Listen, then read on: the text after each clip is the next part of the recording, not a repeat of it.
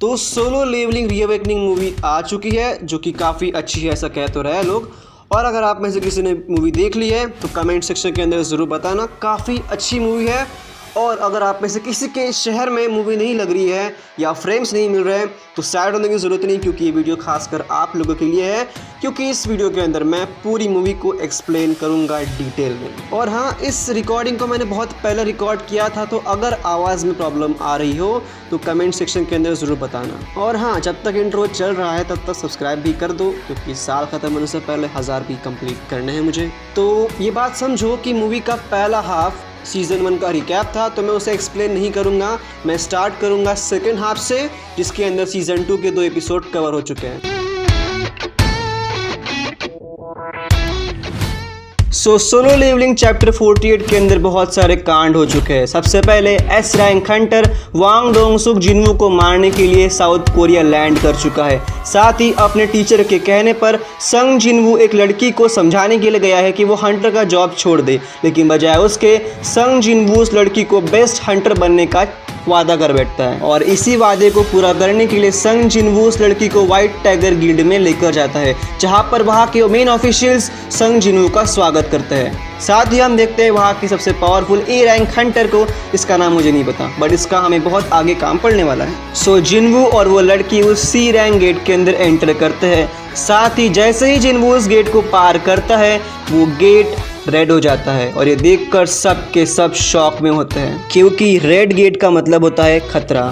और ये बात जब वहाँ के गिल्ड मास्टर को पता चलती है तो वो भी शॉक में होते हैं। वैसे आपको क्या लगता है, जिन्वू उस गेट से बाहर निकलेगा? सोलो लेवलिंग चैप्टर 49 के अंदर हम जिन्वू को देखते हैं जो एक रेड डंजन के अंदर फंस चुका है, जो काफ़ी डेंजरस होता है। साथ ही इसके तुरंत बाद ही उन पर कुछ आइस एल्स हमला करते हैं और उनके ग्रुप के सबसे कमज़ोर हंटर्स को मार भी गिराते हैं। हालांकि ये सब चीज़ें देखकर जिन्वू बहुत खुश होता है, क्योंकि उसे अच्छी खासी फाइट करने को मिलने वाली है। साथ ही हम जान पाते हैं कि जब तक डंजन का बॉस जिंदा है, या फिर जब तक हम उसे नहीं मारते, या फिर हंटर्स नहीं मरते, तब तक ना ही कोई डंजन के अंदर आ सकता है, ना ही कोई डंजन के बाहर जा सकता है। साथ ही डंजन क्लोज भी नहीं हो सकता। इसका मतलब एक तो डंजन के बॉस को मरना पड़ेगा, या फिर जिन्वू और उसके बाकी हंटर्स को मरना पड़ेगा। वैसे डंजन का बॉस कौन है ये बात तो मुझे नहीं पता, लेकिन डंजन के बाहर एस रैंक हंटर वांग डोंगसुक जिन्वू को मारने के लिए आ रहा है, जिसे जिन्वू के बारे में सब इन्फॉर्मेशन मिल चुकी है, वो कहाँ पर है और किस गेट के अंदर फंसा हुआ है। वैसे चैप्टर 48 की लिंक मैंने कमेंट सेक्शन में छोड़ दिया, तो आप देख सकते हैं। सोलो लेवलिंग चैप्टर 50 के अंदर हम ए रैंक हंटर किम चुल को देखते हैं, जो कि ऑब्वियसली जिन्वू के साथ ही उस रेड डंजन के अंदर फंसा हुआ है।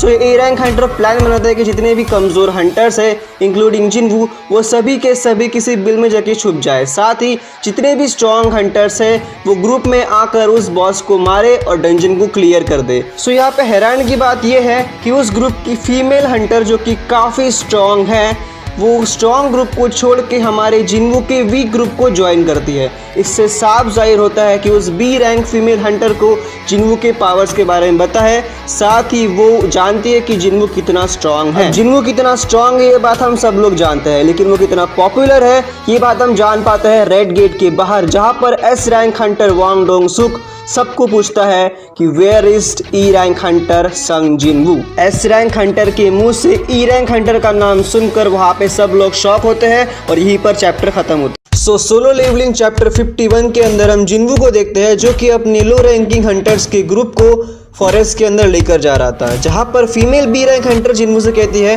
कि इस फॉरेस्ट के अंदर बहुत सारे हाई रैंकिंग आइस बियर्स है जो कि काफ़ी खतरनाक है। जिस पर जिन्वू कहता है कि उससे डरने की ज़रूरत नहीं है, उन आइस बियर्स को मैं संभाल लूँगा। और इसके तुरंत बाद ही उन पर एक आइस बियर भी हमला करता है, लेकिन हमेशा की तरह हमारा जिन्वू उस आइस बियर को अपने एक ही मुक्के में, एक सिंगल पंच में ढेर कर देता है, बेयर हैंडेडली।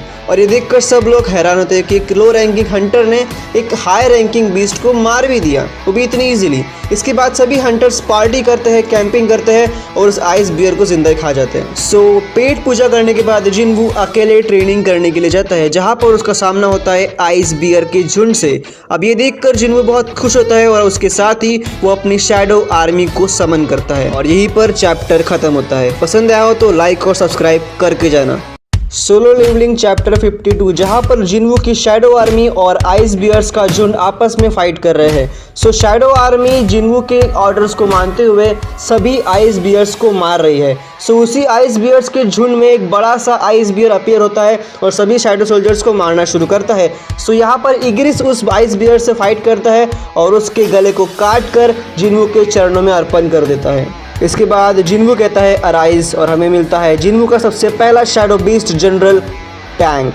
सो इसके अगले पार्ट में हम जिन्वू वर्सेस बरुका वाली फाइट कवर करने वाले हैं, जो कि काफ़ी इंपॉर्टेंट है और जिसे मैं एक लंबे वीडियो के अंदर कवर करूंगा। तो उसके लिए आपको चैनल को सब्सक्राइब करना पड़ेगा, इस वीडियो को लाइक करना पड़ेगा और कमेंट में लिखना पड़ेगा जिन्वू वर्सेस बरुका।